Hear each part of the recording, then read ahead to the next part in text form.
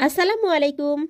সারা বছরের তুলনায় শীতকালে গ্রামাঞ্চলে পিঠাপুলি তৈরির ধুম পড়ে যায়। বাড়িতে এসেছি আর মায়ের হাতের পিঠা খাইনি এমন কখনো হয়নি। তাই আজকে মায়ের হাতের আন্দোসা পিঠা খাবো। প্রথমে মা আতপ চাল মেপে নিচ্ছে। এখানে 3 কেজি আতপ চাল নেওয়া হয়েছে।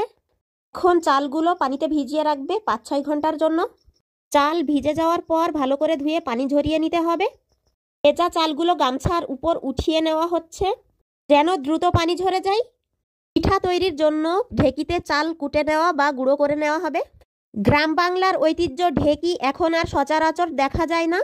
ঢেকিতে চাল কোটানো হয়ে গিয়েছে। এখন চালনির সাহায্যে চালের গুঁড়োগুলোকে চেলে নিলেই পিঠা তৈরির জন্য প্রস্তুত হয়ে যাবে। আজকে আমার মা আন্দোসাগুলো গুড় দিয়ে তৈরি করবে। এগুলো চিনি দিয়েও তৈরি করে নেওয়া যায়।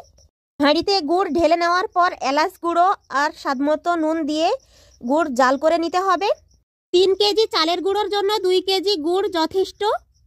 গুড় জ্বালানো হয়ে গেলে অল্প অল্প করে চালের গুঁড়ো গুড়ের সাথে মিশিয়ে নিতে হবে। এখন আন্দোসা তৈরির জন্য একদম রেডি। তেল গরম করে নেওয়া হয়েছে। অল্প করে ডো নিয়ে হাতের সাহায্যে গোল গোল করে তেলে উল্টে পাল্টে ভেজে নিলেই তৈরি হয়ে যাবে আন্দোসা। এই পিঠাগুলোকে অনেকে অন্য নামে চেনে, কিন্তু আমরা এগুলোকে আন্দোসা বলি। আর আমার মা চাচিরা এভাবেই আন্দোসা তৈরি করে।